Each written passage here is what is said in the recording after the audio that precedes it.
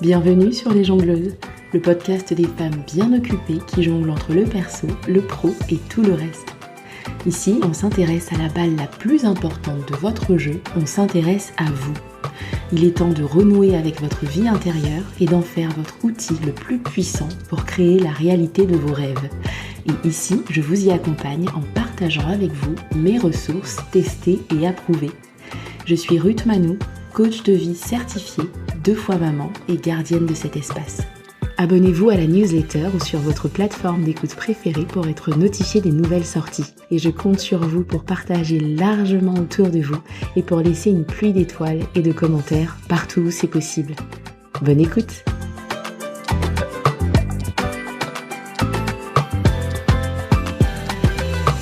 Hello mes chères jongleuses! Dans l'épisode d'aujourd'hui, je vous propose de faire un grand feu de joie pour brûler tout ensemble un attribut emblématique de la vie de jongleuse, j'ai nommé la to-do list. La fameuse to-do list. Non, en vrai, on va pas l'abandonner totalement, et j'entends déjà les soupirs de soulagement de celles d'entre vous qui adorent cette façon de fonctionner. On va pas l'abandonner, mais on va l'améliorer pour en faire un outil qui joue pour vous plutôt que contre vous. Et puis, je vais aussi partager des alternatives avec vous. L'idée, c'est de trouver une organisation qui vous convienne à vous pour vous assurer que les choses qui vous tiennent à cœur ont toute leur place dans votre vie et que vous ne vous sentiez pas débordé par tout ce que vous avez à faire en lien avec toutes les balles avec lesquelles vous jonglez. Allez, je vous laisse attraper votre to-do, on va se rajouter 4 ou 5 points. Je plaisante. En réalité, je ne plaisante qu'à moitié, parce que si on est vraiment honnête, c'est comme ça qu'elle fonctionne parfois la to-do list, non? C'est une sorte d'hydre de l'air, d'un monstre féroce à plusieurs têtes que vous combattez sans relâche avec votre épée, et à chaque fois que vous lui coupez une tête, 3 autres repoussent à la place encore plus menaçantes. Ça, c'est la première façon dont la to-do list va jouer contre vous plutôt que pour vous. Un flot continu de choses à faire qui se rajoute aux précédentes et qui n'est jamais terminé malgré tous vos efforts pour vous organiser et pour en venir à bout. Et ça, c'est sans compter les nombreux post-it qui se retrouvent partout pour vous faire penser à telle ou telle chose, les messages non lus utilisés comme rappel et comme point de to-do officieux ou les notes de téléphone qui créent une to-do parallèle et rebelle. Et c'est tout ça qui va rapidement créer une sensation de débordement. La sensation que ce n'est jamais terminé, qu'il y a toujours quelque chose à faire et qu'on oublie des choses par-dessus le marché. Alors est-ce que ça veut dire qu'il faut complètement abandonner la to-do list? Bah pas forcément. Ce qui fait que la to-do list c'est une sorte d'incontournable, c'est que garder les choses en tête sans jamais rien noter, sans jamais rien sortir de son cerveau, c'est une garantie de se rendre dingue. Entre les choses qu'on ne fait pas parce qu'on ne s'en souvient pas et qui causent occasions ratées, regrets, insultes envers soi-même et bleu au front qu'on va taper à répétition face aux oublis. Et puis, toutes ces choses aussi qui passent à la trappe parce qu'on ne prend juste jamais le temps d'y penser et encore moins de les prévoir. Alors forcément, ce qui soulage immédiatement, c'est de tout sortir de votre tête et de noter en liste pour venir former cette fameuse to-do list. L'autre problème, c'est que si elle est mal utilisée ou utilisée comme seul outil d'organisation, elle finit par vous mettre des bâtons dans les roues et par augmenter de façon très paradoxale votre charge mentale et par vous faire perdre du temps. Mais alors comment est-ce qu'on s'en sort ? Déjà, il faut bien se dire que la to-do list n'est pas le seul outil pour vous organiser. On parlera un peu plus tard dans l'épisode des autres outils qui sont à votre disposition. Mais si vous êtes une férue de to-do list et si vous voulez qu'elle joue vraiment pour vous, il faut penser au-delà de la to-do list. En gros, une to-do list toute seule, ça ne suffit pas. Pour qu'elle fonctionne, il faut qu'elle soit intégrée à un système un peu mieux organisé que des post-it, des listes sans fin ou des notes de téléphone par milliers. Petite mise en garde quand même, pour que la mise en place de ce système fonctionne, il va falloir y passer un peu de temps au démarrage. Mais une fois qu'il sera mis en place, je vous assure que vous gagnerez en temps, en énergie et en sérénité. Alors déjà, si vous n'avez pas encore de to-do list officielle, c'est le moment d'en commencer une. Si vous êtes une personne adulte qui vit dans le monde moderne, vous avez forcément des choses à faire. Des responsabilités, des demandes qui viennent de l'extérieur, de l'administratif, des factures à payer, etc. Toutes ces choses pour lesquelles c'est important d'être dans les temps. Et puis il y a aussi toutes les choses que vous avez envie de faire. Prendre du temps pour vous, envoyer des messages pour garder le lien, organiser des sorties avec les amis. Toutes ces choses qui peuvent passer à la trappe si vous n'y accordez pas consciemment du temps et de l'attention. Le problème, c'est qu'à force de ne pas noter tous ces éléments, ils peuvent devenir une source de stress énorme. C'est comme si les pensées restaient bloquées dans votre tête et revenaient à intervalles réguliers vous injecter un peu d'une anxiété qui va finir par vous paralyser ou vous survolter, puis ensuite elles disparaissent avant que vous ayez eu le temps de faire quoi que ce soit. Et puis ça recommence comme ça plusieurs fois dans la journée, multiplié par le nombre de balles avec lesquelles vous jonglez. De quoi devenir dingue. Et ça, c'est sans compter le retard que vous allez accumuler ici et là si vous manquez de suivi sur les choses que vous devez faire. Bref. Commencez une to-do list, mais pas n'importe comment, et on va le voir, ou optez pour un des outils d'organisation que je vais vous partager ici. Mais dans tous les cas, déchargez un peu votre cerveau et couchez sur le papier les choses que vous avez à faire, ou que vous vous proposez de faire. Pour commencer, vous allez choisir le support qui vous convient le mieux. Personnellement, je suis assez fan du tout digital. Je fais mon journaling sur Word, j'utilise énormément Excel et pour m'organiser, j'utilise l'application OneNote pour tout centraliser. Mais faites comme ça vous convient à vous. Utilisez du papier si vous êtes plus papier avec un agenda, un bullet journal, un carnet ou tout simplement un bloc-notes tout basique.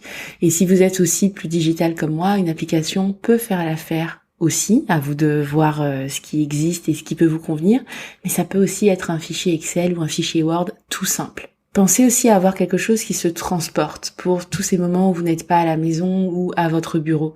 Mais dans ce cas, il faudra penser à lier les deux, et ça, on va en parler juste après pour voir comment vous pouvez faire. Une fois que vous avez votre contenant, on va passer au contenu. Une fois que vous avez votre support, vous allez créer des catégories. Ce sont ces catégories qui vont permettre d'éviter l'effet serpent sans fin de la to-do list. C'est ça qui va permettre de sortir du côté tout fouillis aussi, qui peut se retrouver dans une to-do list où on va venir noter absolument tout et n'importe quoi. En fait, ce que vous faites en travaillant par catégorie, c'est l'équivalent de mettre des intercalaires dans un classeur où des feuilles sont fourrées ensemble, sans aucun rapport, sans aucune relation les unes avec les autres.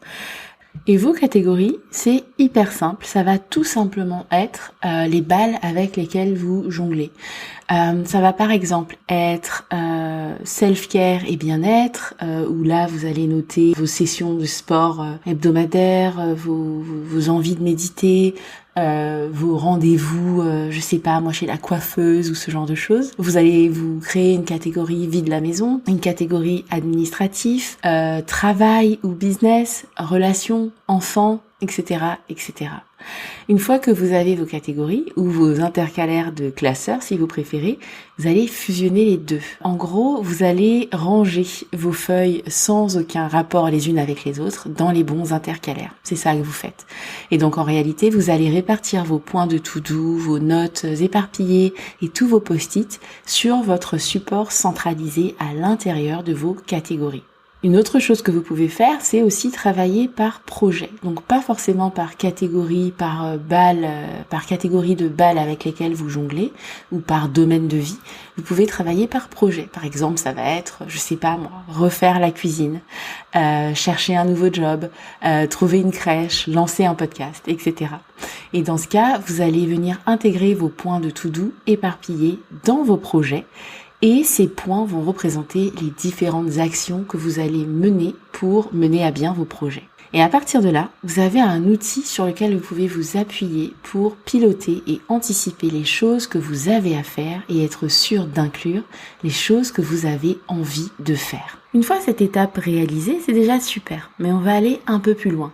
Parce qu'à ce stade, vous avez un classeur bien rangé et c'est génial. Mais si on ne va pas plus loin, le risque c'est que vous preniez votre classeur tout bien rangé, que vous le posiez sur une étagère et qu'il y prenne gentiment la poussière pendant que vous reprenez votre bonne vieille habitude d'écrire sur des bouts de trucs un peu partout.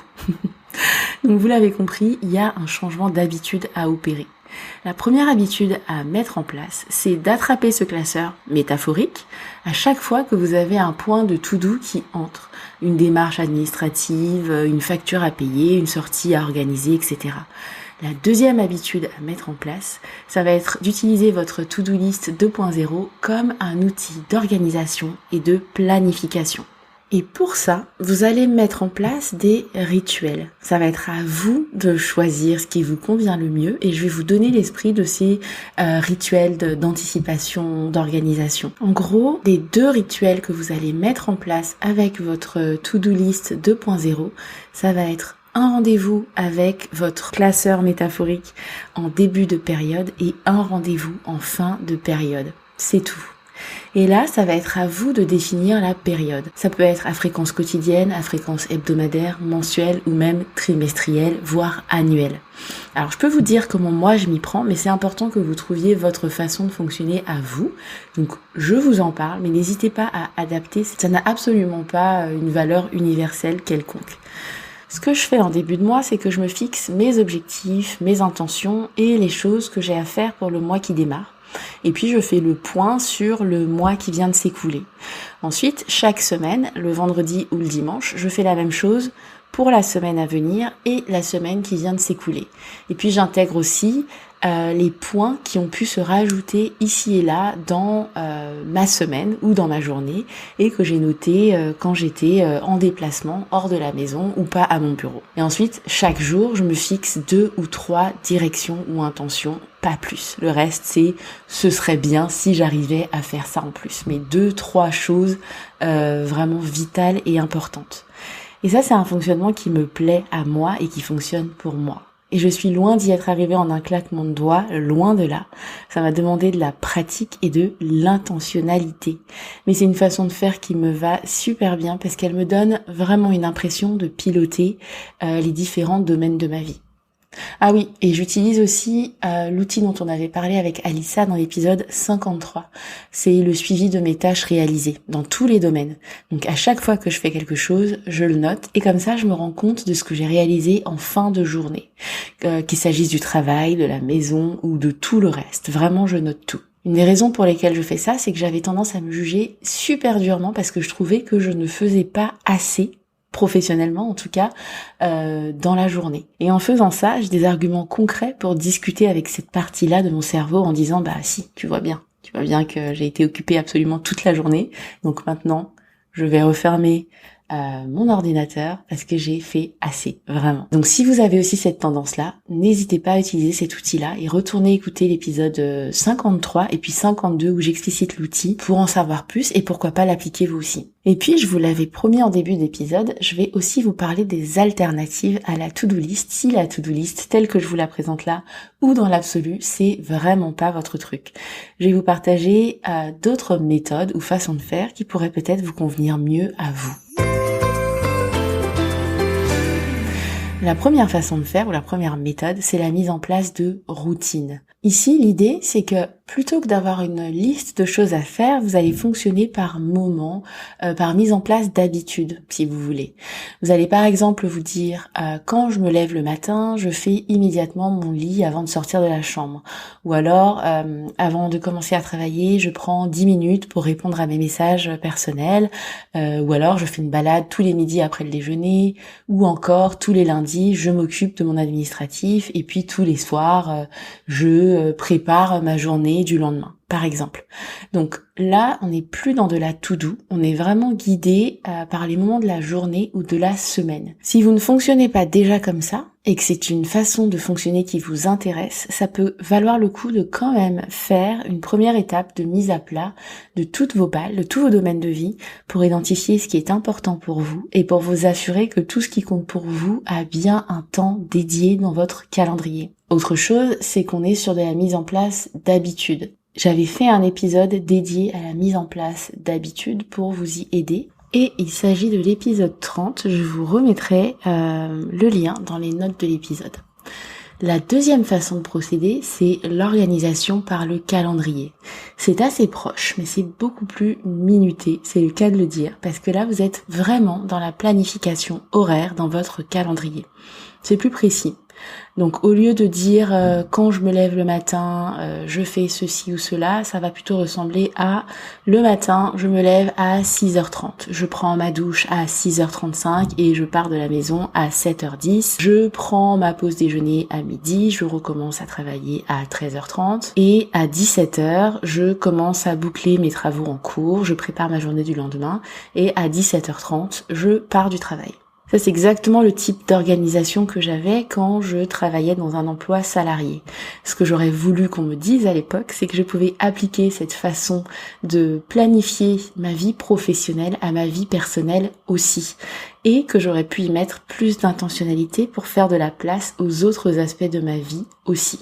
Ça m'aurait permis de dissiper l'impression que je donnais tout pour le travail et que tout le reste n'était qu'une nébuleuse floue dont je m'occupais quand je pouvais. Donc je vous le partage à vous aussi en espérant que ça vous aide ici et maintenant.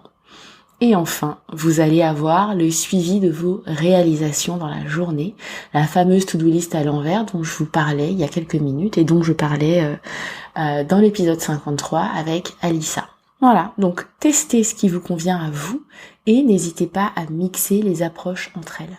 Ça fait partie des sujets que je travaille en coaching, donc n'hésitez pas à réserver votre appel découverte pour voir ensemble comment vous pouvez faire de la place aux balles qui comptent vraiment et être à jour ou anticiper pour les balles qui sont des obligations, le tout sans vous sentir débordé. Et petite confidence juste entre nous, je suis particulièrement fan de ces sessions parce que j'ai ma consultante intérieure et ma geek intérieure qui sont de la partie et on rigole toutes beaucoup. Oui, on est assez nombreuses là-dedans. Et on vous attend pour trouver la bonne organisation pour vous. Avant de vous laisser, je vous partage quelques pensées à adopter pour booster votre sérénité et faire reculer la sensation que ça déborde. On va parler mindset. Alors premièrement, je sais que pour certaines personnes, le fait d'utiliser un système d'organisation pour gérer le quotidien peut faire peur ou paraître rigide. Et je le comprends totalement. D'ailleurs, si vous n'en avez pas et que ça fonctionne pour vous, très bien, continuez comme ça. Mais en même temps, si vous avez écouté jusque-là, c'est que votre façon de faire ne doit pas vous convenir tant que ça. Donc vraiment, essayez, puisque l'alternative, vous la connaissez et vous vivez déjà dedans. Donc choisissez une des approches proposées ici, testez-la, mixez-la avec d'autres et adaptez-la à vous. Deuxième antidote à la sensation de débordement. Étalez ce que vous avez à faire dans le temps. Souvent, on essaie de faire un maximum de choses dans une journée et on finit par s'épuiser. Alors qu'en étalant sur une semaine ou un mois, ça marche tout aussi bien en laissant de la place pour autre chose et sans la sensation de ne pas en faire assez. C'est cette fameuse citation, si vous la connaissez et si vous en connaissez l'auteur ou l'autrice, envoyez-moi un message. Cette citation, elle dit « On sous-estime ce qu'on peut faire en 10 ans et on surestime ce qu'on peut faire en 1 an ». Et c'est vrai, on surestime ce qu'on peut faire en une journée et on a souvent du mal à se dire bah non, en fait j'ai plusieurs semaines, plusieurs mois, plusieurs trimestres pour arriver à faire tel ou tel projet. Il n'y a pas d'urgence bien souvent. Donc étalez dans le temps et au contraire, n'hésitez pas à réduire ce que vous vous proposez de faire sur une journée qui est bien souvent beaucoup trop.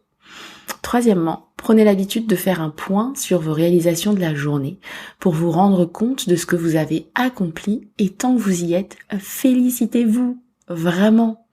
Ça aussi, ça finit par réduire la sensation de débordement et juste, ça fait du bien. Alors pourquoi s'en priver ? Et puis une fois que votre organisation est bien mise en place, autorisez-vous à la mettre de côté de temps en temps pour donner la priorité à autre chose, pour vous reposer, pour passer du temps en famille ou juste pour oublier l'agenda et la to-do. C'est justement ça, en fait, l'intérêt très paradoxal. Plus votre organisation sera bien ficelée, plus vous pourrez vous en affranchir et y revenir en toute sérénité. Parce que justement, vous y aurez réfléchi en amont pour préorganiser les choses.